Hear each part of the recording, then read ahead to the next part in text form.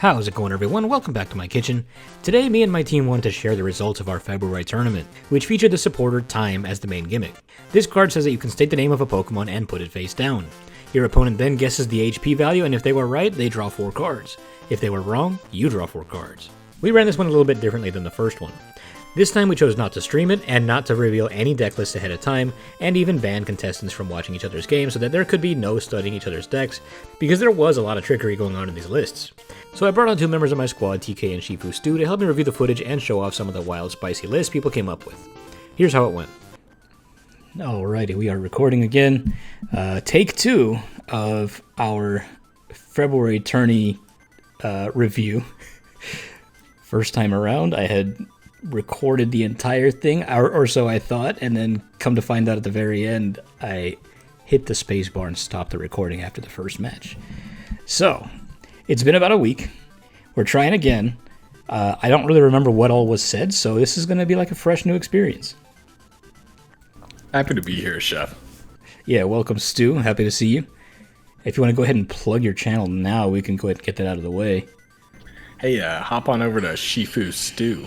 I make a couple of deck lists here and there. You might see mine a couple of weeks before you see them all over YouTube, but that's just a general trend. I didn't say it. I heard it through the grapevine. Yeah, you have been kind of crushing it with that, just like getting those out there before it goes viral. Like Aegislash, I think now is... Slowking 4 weeks ago. Yeah. Oh yeah, you were doing Slowking 4 weeks ago. That was my first video. It was. Slowking 4 weeks ago. Yeah, man. And now everyone's doing it. I thought about doing it. Like I feel like I can at this point, but it's cool. It's a blast. He did it first. Everyone stole Stu's list. No, I took it from LDF. He made an expanded list with it because he was playing older cards. Nope, LDF stole your content. You heard it here first, guys. Cancel him. I played the 5th. I'm playing. TK, welcome. TK is another one of my admins. Do you have anything that you want to plug? I don't even know if I want to let anybody know that I'm here after what just happened. What the fuck was that? No, I don't make nothing. I have nothing to plug. Gotcha. Only thing I make is my friends angry. Nice. That's true. He does. Especially in the Crucible. All right. So today we're here to review some tournament footage. So I'm going to go ahead and just get it started. We're looking at Hefchusky's list right now. This is my nephew. It's not me. I was in the chat when he made this, but this is entirely him. I didn't suggest him nothing, except for like the Zerosic. Stream this to the Discord. Oh, you're right. I'm not even streaming it to the Discord. See, I was forgetting some. I kind of remember Hef's list. Yeah. Hold on. No, but it's probably important that you guys actually see this is what the Oranguru, right? This is the Oranguru. That's correct. Okay, yeah. This is a beautiful deck. Yeah. So he came in here with Oranguru with Primate Acting, which is choose a supporter from your opponent's discard and use it as this card's effect, right? And so our tournament was centered around Tyme, which it says put the name of a Pokemon down, and then your opponent has to guess it. If they do, or if they're right, they draw 4. If they're wrong, you draw 4. And so the Oranguru lets him do it twice, and so he kind of built a mill deck around it. It can kind of accelerate the draw and then bring it down to nothing with the Zerosic and the 3 hand trimmers. And I kind of loved it. And so he was going up against Baby Yoda, and Baby Yoda came up with a totally different list here. I'm going to let you cover that one, Stu, because I think you probably understand it a little bit better than me. Hold on, let me go back. So Baby Yoda reached out to me at the beginning with the deck list, and as soon as I saw Banette, I loved it. I think Item Lock is just a really fun way to play the game, as everyone has proven with Badoo, and of course there's 4 Badoos in the deck. I did suggest that they go with the Gothitelle route, and as you will see in the games ahead, the Gothitelle is a really interesting addition to the deck. So that card, if you guys haven't used it before, it lets you look at the top 2 cards of your opponent's deck and then select which one is on the top. So we combo that with an Item Lock from Badoo or Banette EX, and that means that we can guarantee that they're going to draw an item they can't use next turn. We continue to stack it up until Bennett hits Poltergeist for a KO. We use Mimic U to block EXs, and then we just sweep the game away with Ursaluna. I love the deck list, and it plays out really well in the tournament.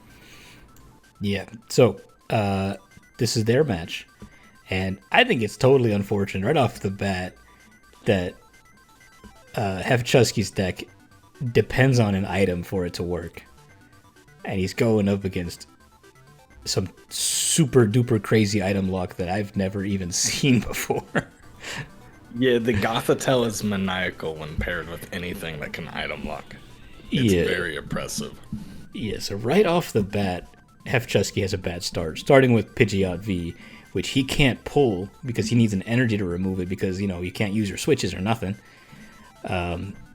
And so he does get an energy and he attaches it to the Oranguru instead of the Pidgeot V, which he probably should have tried to pull it. But, likely. Yeah. Hindsight's 2020 though. When you're in the moment, you're just thinking about getting the combo off. Yeah, but he's already got the item lock and going. And at this point, Hefchusky really needs another energy. But his top decks are being controlled. And so there's nothing he can do. Yeah, now if he would have Pokestopped into anything like a Night Stretcher, you know, maybe he could have been able to turn the game around a little bit quicker, but not every deck runs Night Stretchers, right? It's not guaranteed you hit it. Pokestopping's going to lose the game faster at a certain point. He wouldn't even be able to play the Night Stretcher. You're right. You're right. Wouldn't be able to play it because of the item lock. Yeah, nothing he can do. God, that's just so maniacal. It's so maniacal. This is devious. Like, I loved Hefchusky's deck because it, you know, like if the goal is to use a supporter to its, you know, best effect, I think he had it, right? In theory.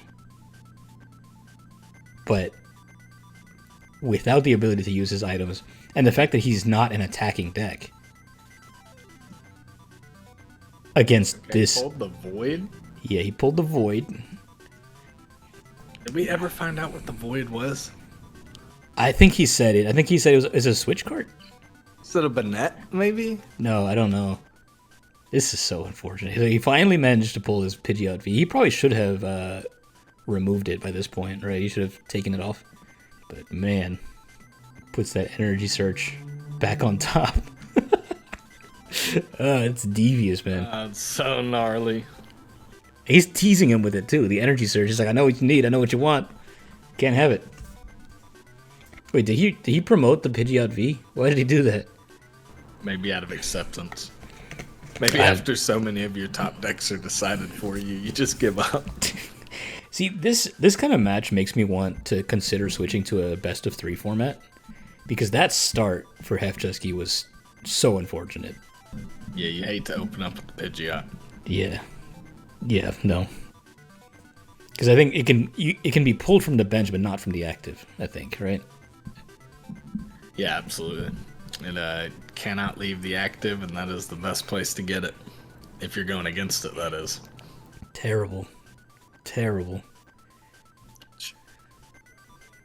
Okay, he granted him the energy. How merciful. Yeah, what a benevolent king. I don't think there's been a single Bennett EX attack this game. It's just been Gothitelle ripping for 120. No. Controlling the top deck. So we mentioned this last time. I saw Hefchusky use Tyme at least once. Did we see Baby Yoda use Tyme? We said we were going to watch that more closely, but all I've been watching is this Gothitelle pick the top deck for the entire game. It's so mean. I have not seen a Tyme play. PK. Clutch. Yeah, see, I like the list. I like what he did. However, in terms of using the supporter, I didn't see much of it. Especially not in this match. Like, I saw Hefchusky use it, but like overall in this match, we haven't really seen it come into play at all. We'll have to pay attention in the next match. I don't think it's a surprise that it is the Gothitelle top deck manipulation going into the next round. Yeah, here we got a use of Tyme there. He guessed it correctly, which was what Hevchusky wants. Right, he wants him to guess correctly so that he can 0-sig it down. Yeah, but it's 21 cards in deck left. It's been a tough game. And maybe that explains why he couldn't use... I don't think there is a Tyme in Baby Yoda's discard. Because he's trying to use Tyme again after his out of his discard, but he ended up bossing something. Do we think Baby Yoda avoided using Tyme so that... I don't think that, but... But that's interesting that he ended up having to boss something up. Alright, that was GG. Let me make sure that I'm pausing in the right place this time. Okay. Alright, let me replay it here. Okay, so that was Baby Yoda moving on. Is it not? Hello? Go. Forward. Okay. So, that was game 1 in the books. What did we think of those lists? I liked them. I wish that the Orangaroo deck could have shined. Yeah, I feel like it was a missed opportunity to see that one. What about you, TK? Did you like what you saw? Very upsetting to not get to see the Orangaroo actually perform. That's the one I was looking forward to. Just bad draws. I mean, intentional bad draws. That was mean. That deck is mean. Somebody called my Uxie spread list mean, but this is actual like I don't like you energy. I mean, deciding what your opponent draws every single turn is I mean, that's just an incredibly strong ability. You're that Baby Yoda, you're mean. Eve, though, that's my nephew. is a list. Yes, Eve has a very interesting list. I like this list a lot. I think you had a slightly more sour take on it when we first saw it, but then later on you changed your mind. You want to talk about what you like about this? It just depends how the deck plays, right?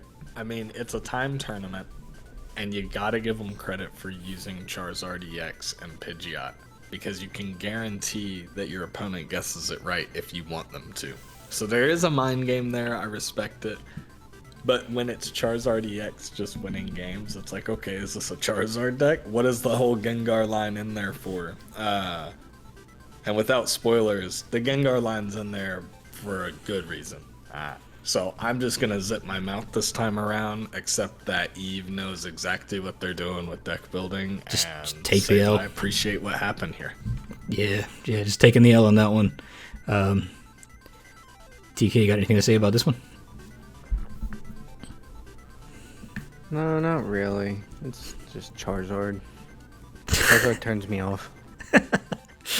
That was my attitude in the beginning too. But I am happy to have been wrong about this list. Let's go ahead and check out the opponent here. Palm Game Boy's list, using Ceruledge EX as the main attacker. And from what it looks like here, it's just a couple of different Charcadets. Which we totally agreed beforehand was fine to do. Right? Just to as long as you're committing some of it to the list, I'm okay with it. But we have a 70 HP, an 80 HP, and a 60 HP Charcadet. And then it's just Ceruledge. The rest of it is pretty much what you'd expect to see in a Ceruledge list. I like the different HP values, but yeah, agreed. It is Ceruledge. It does have 4 Tyme. However, if you were to use a Tyme and your opponent knew what they were doing and knew you were playing Ceruledge, they would probably just make you draw every time, right? That deck is so on the edge of decking out every single game that I think if you use Tyme too many times, your time might be up. Ooh, using the puns. Alright, let's just go ahead and check it out, see how it does. So essentially what we've got here is a slightly modified Ceruledge deck versus a slightly more modified Charizard EX deck. I think Bidoof came up with a pretty good point. That's only seeing one side kind of feels weird to judge it, because we have no idea what's in Eve's hand. You gotta respect Ceruledge for being consistent as long as they can access the Squawk. Yes, for sure. That's true for a lot of Squawk decks. Yeah. It's just so easy to discard energy, it feels like. Radiant Greninja is such a powerful card. Yeah, maybe I haven't been paying attention to enough Ceruledge, but I haven't seen them play Cycling Road. Is that normal? Is that usual? I'm not totally sure, but we have the power of Google and Limitless at our fingertips. So give me 1 second and I'll find out. Okay, I'm scared to push buttons. All right, so off the bat, Eve gets the Pidgeot EX really early on. Got the 2 energies attached. Keeps cycling road for more stuff here. Yep, just finished the research on it. It does not look like they are packing Cycling Road. It looks like a Gravity Mountain jamming tower. This is post-rotation, though. This is from the 18th. Okay. Okay, I got you. So the Cycling Road is just a choice. Yeah, but I like it. Get your Yeah. cards in. Yeah, I think it's a good idea. Okay, and then we got the first time play here. Guess Charizard EX. Everybody knows. And that's what Eve's trying to do, though. Yeah. Trying to prep this Gengar for Poltergeist to hit art. Yep.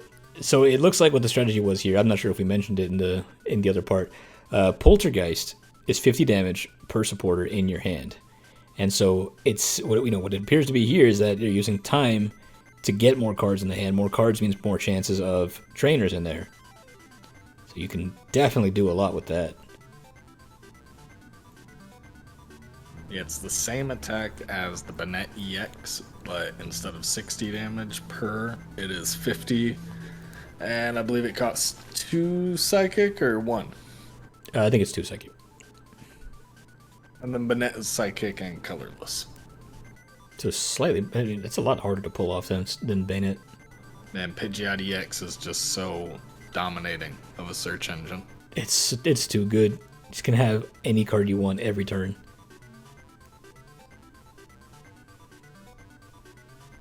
There's a KO on the Ceruledge. Brings up a second one. Now, Drillbur I have seen a lot of. That's I what do you like the Drillbur tech. Yeah, you play it and it drops three fighting energy into the discard. I thought it was 2 from deck, but it might be 3. We see the first. Oh no, that's a correct guess on the Charcadet, which is crazy because they're running 3 different HP values on the Charcadet. To guess the 60 is well played. Unless 1,000 IQ. I'm mistaken. Maybe the graveyard or the discard is showing differently. Whoa. Okay, my bad. Some weird sirens going off in the background. Oh. Okay, what did I miss? Fez just got taken out, which I think is a great play. That's something we spoke about last time we watched this footage is when to play your Fez, right? Obviously, yes. Fez needed to be played way earlier in this game. But now that we see it get taken out, it's worth noting that Fez is a card you oftentimes want to hold. Now, you don't always want to play that Fez, but once that KO happens, you can drop it down and get it. That way it's not getting bossed for only 210 and 2 prize cards. Yeah, that's. I mean, as somebody who's a single prize player, except for Fez, it sucks when it gets bossed. It's the worst thing. And both players have had it out all game. Oh, yep, there you go. Bullying the small guys, just like Charizard EX, ain't it? No, I'm just kidding. Last 2. Yep, that was the last 2 prizes taken, and Eve moving on in our best of 1 format, taking out the Ceruledge EX.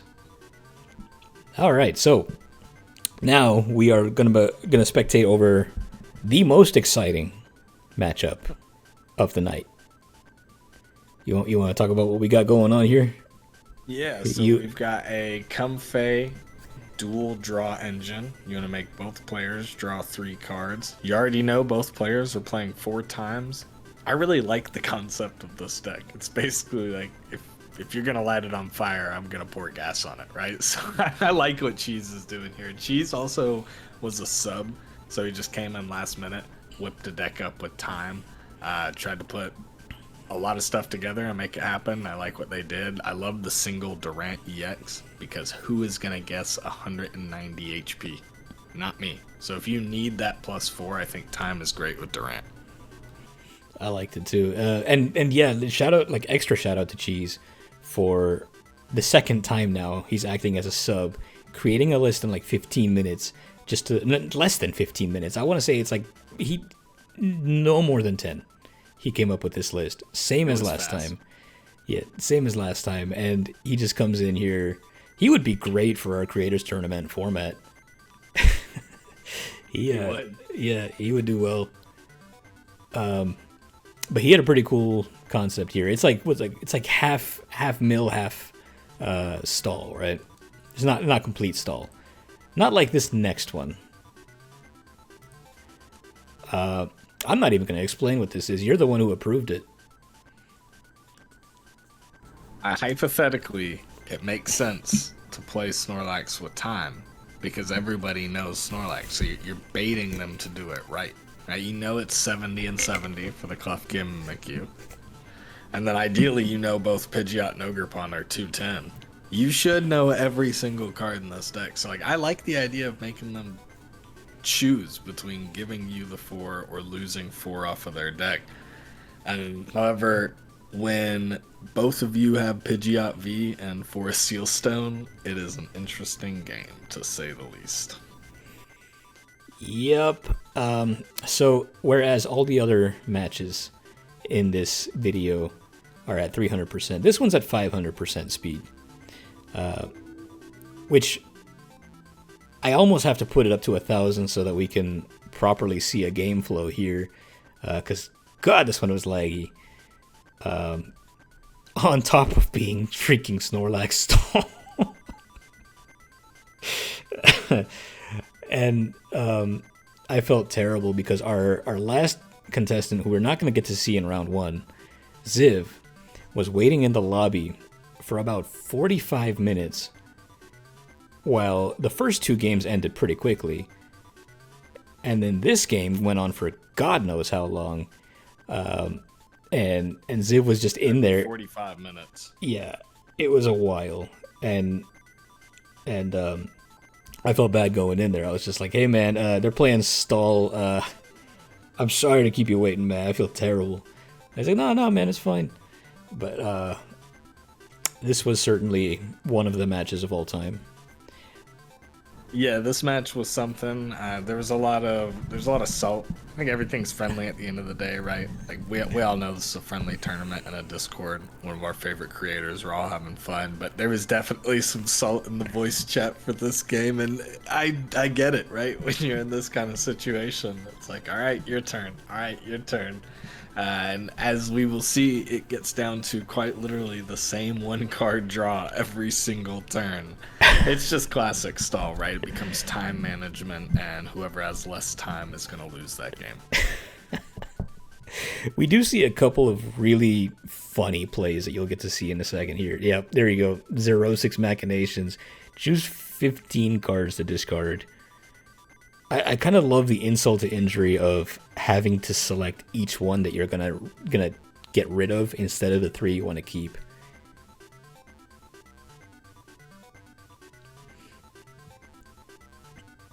And then here's the passing. And the passing.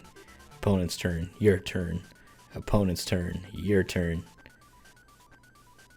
The Misfortune Sisters feels good when you don't see the Pidgeot on their board, right? Like, it feels really good to start milling them, but it's always going to end up in the infinite draw. Yep, and I think after a certain point, it just became a matter of time. Yeah, literally, like the clock time, not the supporter time. And in the end, Swax had burned up about 40 seconds more than Cheese did. And that ended up making all the difference. And I had never previously thought about that, right? Because I don't play Control. I've never played Stallax in my life, and I'm proud of that fact. I didn't know that clock management was something that I would ever have to worry about in a game. This is wild. And everyone sat there and watched this one. Yeah, the Discord probably had 7-8 people just on this match watching. I mean, it was hot. It was a hot match to watch. I only got to see like a little bitten piece of it, and I had, you know, my nephew texted me. He was like, man, like, he said, everyone's complaining, everyone's salty. It was like a good hockey match. Like, there's a little bit of fighting, but more gameplay. That's so funny. The Zerosic, the Stallax, the Mawile. Here's where the infinite loop begins. I believe Swax does just call it here soon. Yeah, right about here is where he just calls it. He's just like, yeah, I'm behind. I'm behind by like 40 seconds. I'm not, you know, don't want to waste anyone's time. Let me tell you something, Swax. If you had that thought, you wouldn't have brought Snorlax into my tournament. You're getting a DM from Swax as soon as this video drops. Good. You brought Snorlax into my tournament. I'm the bad guy? I approved it. I technically approved it. I'll be the bad guy here. I was hoping it would get matched up against a non-Pidgeot cycle deck, and he could actually mill someone out and force them to make those time decisions. I liked the concept. It was gonna be, because the person who he was replacing was gonna play Arcaludon. But no, actually, I'm wrong about that. Who did he replace? He replaced Olaf, right? Replaced Olaf, who was going to, shout out to Olaf, was going to play Wugtrio. Wugtrio, that's right. Sorry, the one I'm thinking of was in the next matchup, which we're gonna skip because they never showed up. So yeah, I was gonna be between Ziv and Multinanairo. Multinanairo never showed up, so Ziv moves on automatically. It's a shame because Ziv's deck spotlight isn't for a while now in the video, but we will get to it, and it is very cool. Yeah, so we've got Palm Game Boy eliminated, Hefchusky eliminated, Swax eliminated, and then we got Cheese moving on to round 2. We got Ziv moving on to round 2 off of a technicality. I would like to show off this deck right now, but I would rather show it off when we're about to watch it. First, we're gonna watch Eve versus Baby Yoda. And so if you remember, this is the Poltergeist matchup right here. Yeah, so if you remember, Baby Yoda was the one that had the Gothitelle with the item lock and Bayonet and Budu. Probably the meanest deck. We had Snorlax in this deck, in this battle, and this somehow came out meaner. Yeah, I do think this is the most toxic if it gets going, right? For sure. Oh, this Gengar only costs 1. No, the Poltergeist is 1 Psychic. That's a great upgrade. Yeah, that is nice. I didn't even notice that. So yeah, it's the Charizard versus the item lock, and I think every match from here on is super interesting. Like, this is where the matchups start to get really interesting. Yeah, I hope we see that Hunter this round highlighted at least once, that we can shout it out, because there's a Haunter in this deck with Charizard that has the ability to bring a supporter from your opponent's discard back into their hand. Obviously, pairing that with the Poltergeist on Gengar could be devastating. 50 damage for every single one of them. Exactly. I'd almost like to see a Mochi package with it. Yeah, and Bayonet is at that. Most of these cards are at that perfect level where 50 matters. Yeah. Gothitelle 150, Bayonet 250. It's right there. This is a good matchup, Poltergeist v Poltergeist. Yeah, next turn you get the Gothitelle and you just start setting up, right? You just start getting pure control. Yep. And Eve is so consistent about getting that Pidgeot up early. Is that the SIR Pidgeot? I don't remember, actually. You know what, I can check right now.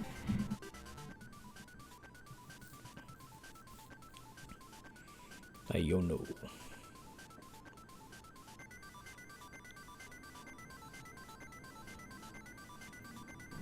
know, it looks like the SAR has a blue background for it. And it looks like there's also another full art where it's flying through a city, which looks awesome. Wow. Oh yeah, I like that one. That's a cool one. You love to see Mimikyu staring down a Charizard. You ain't scared. Gengar takes the KO with Poltergeist. Oof. That's a tough pass, right? Yeah. Poltergeist kills your Gothitelle. And you don't want him to know that, but... Yeah, that's 3 trainers in hand right now. Yikes. This is where Eve just really takes off. At this point, I'm sure Baby Yoda knows that he needs to be dumping his trainers. It's 120 on the Gothitelle, right? You almost want to run a Defiance band to be able to hit that 150 number. Yeah, 6-2. Yeah, I don't. It was by 10. It sucks. It was never close. Yeah, that's 5. Fez boss, as we spoke about earlier in the video, getting bossed on Fez sucks. It sure does. Sure does. TK, haven't heard from you in a bit. What'd you think so far? What's Well, I'm sitting here. I just got a Subway sandwich. Oh, nice. Word. What do you get on it?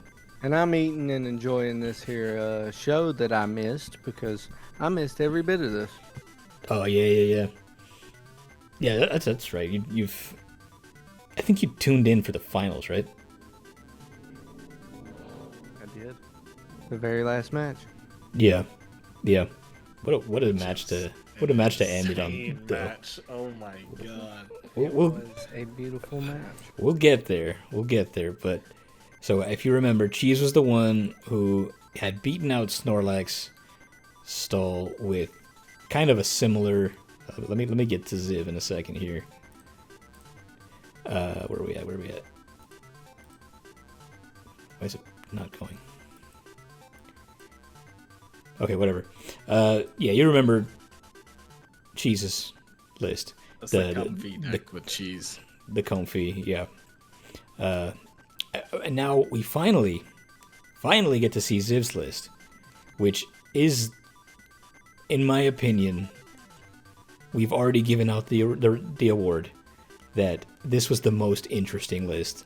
The best use of the card was the prize. I will hand it over to you to explain what each piece does, because I think you do it better than anybody.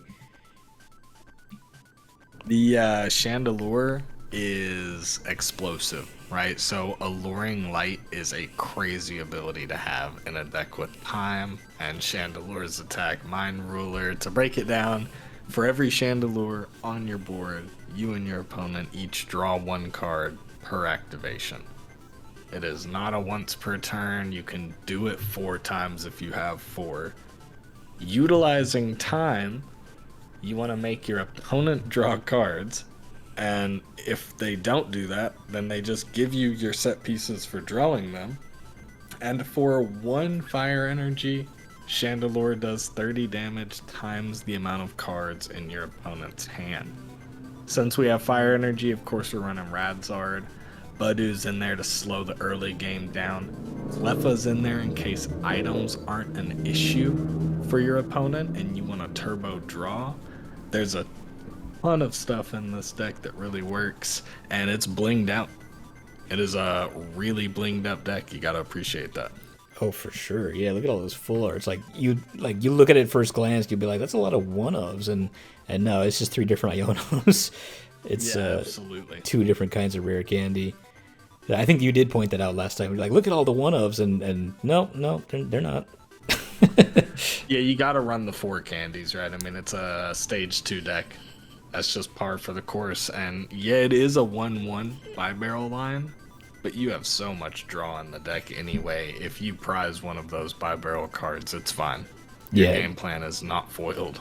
And potentially the opponent also has a draw 4 for you as well, so this is cool. I like this list a lot. We're about to see it here. I'm not even going to waste any more time. Let's go ahead and get right into it. Yeah, we are now watching it from Eve's perspective. No, sorry, not Eve's perspective. Cheese's perspective. Cheese.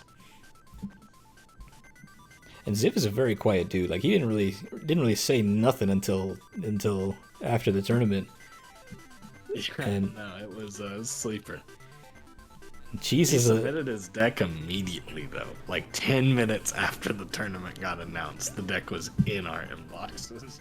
oh yeah. On day one, he was like I remember looking at it and being like, I like this list a lot. I didn't even know that Chandelier does what it does. It's so powerful. Yeah, you see Cheese. Chandelure of the tournament. Cheese is inspecting it. He's like, what?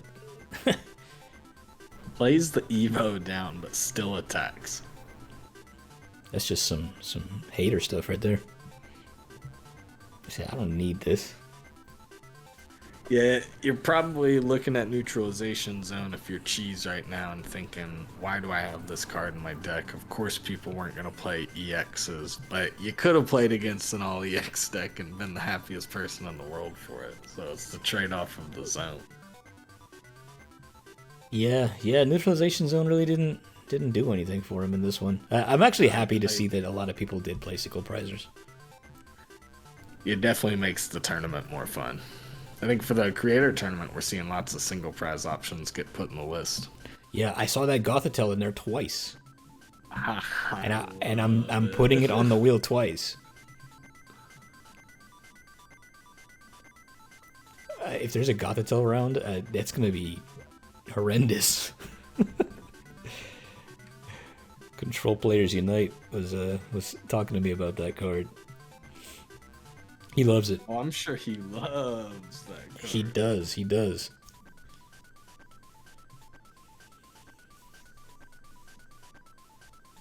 Yeah, I'd like to play a little Gothitelle with, I don't know, Dusknor. You weirdo. Alright, so... Yeah, there goes Cheese. There goes Cheese. So Ziv makes it into the finals against Eve in what is about to be, in my opinion, the match of the century. The greatest match I've ever seen watching somebody else play Pokemon TCG. Like, I had never gotten hyped like that.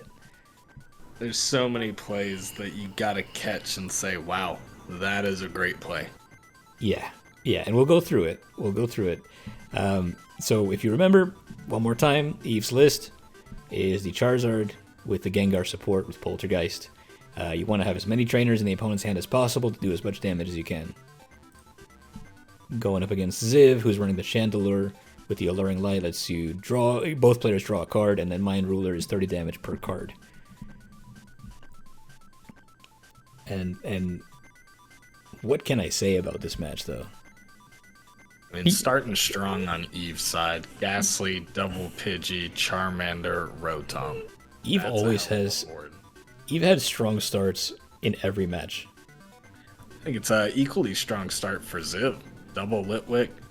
Oh, yeah. Bidoof, Budu, third Litwick.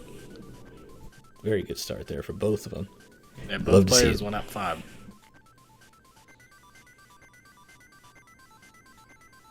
There's the Pidgeot. Yep.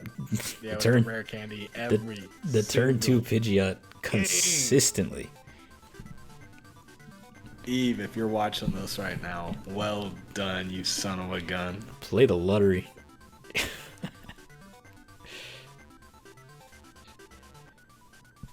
See, at this point, you get really nervous if you're the Chandelure deck, or at least I do. I'm thinking, crap, Yeah, Charizard that's- is about to just take over this game. That was a heck of a Here's start. the thing, though. I'm not a Ziv. Ziv is built different. Cool, calm, collected. Yeah, slap down the Devo on the Pokemon that you're never going to put an energy on. Just because why not, right? You don't need it. That's the second time he's done that, isn't it? No. That was, someone did that with an Evo. Iono's 2 rare candies away. It's so stressful. Yeah, it's not looking good. It's not looking good. Devo. Like, he does Cool. attach an energy, right? You think the Devo's getting scrapped that turn just for the Vibe Arrow, but he still uses it. Yeah. Might as well, right? I mean, the early Devo is so crucial there, right? Waste rare candies. Here's the first Haunter play. Ooh, it's 70. Those are key pieces Eve needs right now to rebuild this board. I kind of love the manipulation there too, where it's like if I want you to draw cards, I'm gonna make you draw cards. But if I want the cards, I got options to make myself draw cards too. It's like I play two different kinds of Haunter. Argument to be made, potentially should only run one type of Haunter, but we'll cross that bridge when we get there. Was that Eve guessing correctly on the chandelier? Can I go back? I don't know. Yeah, I would need to review the footage. Yeah, it was right there. Alright, let's see it. One more time. Yeah, he puts up chandelier. Eve gets it. It's in the discard pile. Is it? Is it not? Was it? I don't know. Either that or Eve's just like 1,000 IQ. Dang. Manaphy Sacrifice? Yeah, I do like the Manaphy Sac, though. You don't need it. Guess Gaslight's HP. Oh, it's not 40, it's 50. Oh my god, 19 right now, card. Eve has everything they could ever need. 18 card hand. That's wild. And that's just off of playing the two different kinds of Ghastlies, two different kinds of Haunters. The mind games working so well. Candies wasted, or not wasted, but used on Eve's side. Yeah. The crazy thing is, even though Ziv Iono'd away both of their rare candies to the bottom of the deck, that Arvin is just ready to pull them both. Yep, there he goes. This whole time, Eve's been hoarding these cards. So many set pieces falling right into Ziv's trap. Here's the attacks. Yeah, attaches that, draws to 5. Oh, look at that, another rare candy. What do you know? I think it's ready to go, isn't it? Oh, he doesn't do it. Oh, no, he... Yeah, Luring Light. Mind Ruler for 480 damage. Christ almighty. Now I'm sure at this point, we can't see what Eve's doing, but I'm sure at this point Eve's looking for an Iono or something. Yeah, absolutely. Very strong Poltergeist off of that Gengar. Got, I think that was what, 6 trainers. Got the Magma Basin, loading up energy. Okay, got the Lampent down. Gonna rare candy That's the last rare candy. No, that's just third rare candy, right? Second, third? I don't know. Not sure. It goes in for the Radiant Charizard. Love the Charizard. Super Rod. And you wouldn't think that Super Rod came in clutch, but God did it come in clutch though. Because he managed to pull 2 Litwicks, got those down on the bench. You wouldn't think at this point in the game you really need those, right? Set pieces matter so much. Like, that taught me a lesson. Like, you need to be setting up for everything, you know? If you have the ability to bolster your board, you should do it. The Radiant Charizard getting the 2, though, that is such a huge play. Yeah, like, it was 6-2 a minute ago, and now it's 2-2. Yeah, there's a lot of trainers, though. That's a 350 attack for 1 energy Gengar. Very scary. Yikes. Alright, so he's got 2 prizes to 1.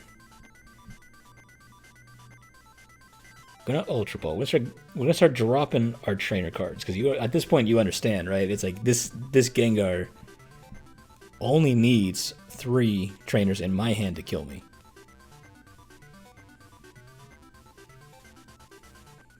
It's the Rod, loads his hand with loads the deck with only Pokemon.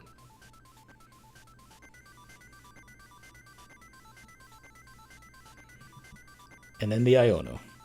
Both of them drop their hands down to nothing. Got you the Manaphy.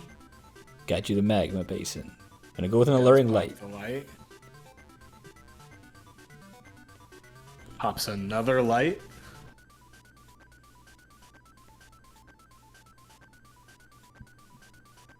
trying to evaluate his options. Let's drop the magma basin. Let's drop the other magma basin. That way the Charmander can't use it. And just knock out the Charmander anyway. Now it's the final play of the game. Final turn here. He's got one trainer in his hand, so it's not really going to matter too much.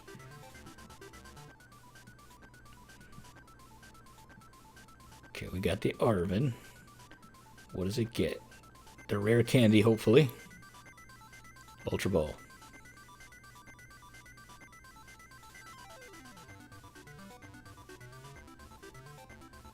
And the Haunter ability is interesting too.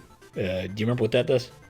Oh yeah, it puts the supporter into the hand, right? And that's where I was saying maybe the argument for 2 of those. I'd imagine if that other card in the hand is another Haunter, you actually win that game. That's such a good ability to pop in that moment. What a excellent Ultra Ball from Eve there. Unfortunately, he only had 1 in his hand beforehand, so just misses the knockout by 1 trainer. He does get the Chandelure here, which is all he needs because it can automatically force 3 cards into both players' hands. Right, so you need 4 cards in Eve's hand to win this turn. You got 1.